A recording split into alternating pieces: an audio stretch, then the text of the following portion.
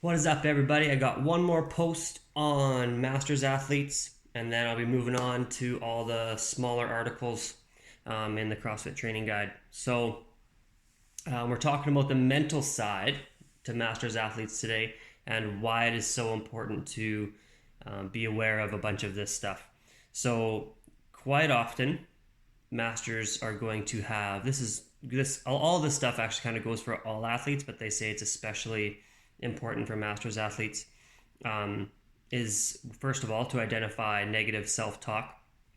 So a lot of times they might say, "Oh, I can't do that," or "That weight is too heavy," because they've been told for how long, right, that they need to start slowing down when they get older. But we kind of debunked those myths in my last video or a couple videos ago.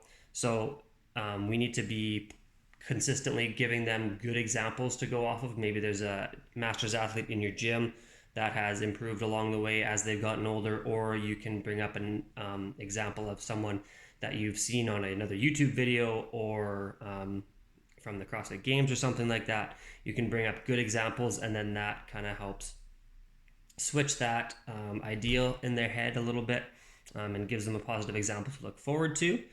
So it's also really important to start setting goals for them, right? So that they know where they can get to, and then they're always achieving or striving for something that's within their reach. They're not overstepping, right? So that's another thing with Masters athletes is that sometimes especially if they're put into a class with a bunch of younger athletes, it's hard to admit sometimes that they need to slow down or that they aren't as fit as they once were, especially if they're competitive. So making sure that you give them attainable goals that they can reach for, but without overreaching, but you don't want them underreaching either, if you know what I mean. Another big thing is going to be managing anxiety. So a lot of times these athletes might come into class and then maybe they haven't done this sort of stuff before, so they're really unsure about what to do. They maybe feel like there are no other people that are like their age in this class unless you have a separate class for masters, which is awesome. So you need to make sure that they feel comfortable and try to build that relationship within the class, within some of the younger population. They also might feel like they are a burden to the coach, right? Because they don't know a bunch of stuff and they might need a little extra help, especially if they're newer to it. So just reassuring them and making sure that they know that, like, everyone, when they're new, like, it's hard for everyone when they're new to get the movements and stuff, but just be as positive and reassuring as you can.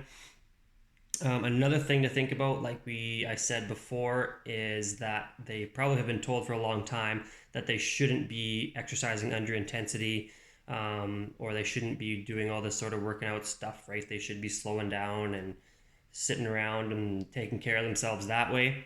So if that thought is in their head, if they see anything that supports that, it's kind of called a confirmation bias, right? So they see something that supports the idea that they shouldn't be sitting off, but that they should be sitting off to the sidelines or whatever and not being active and not doing intense workouts, they're going to hop all over that. So that's, again, why we need to be showing them, providing a good positive environment and a good community, and good examples to go off of, so that they see that, no, this, I can get fitter and I can get stronger and this is beneficial to me. So that's huge. Their attitude towards intensity, again, that kind of fits into there. So we want to be switching that dynamic. That intense exercise, relative intensity, is super, super important and is going to be beneficial for them for a long period of time.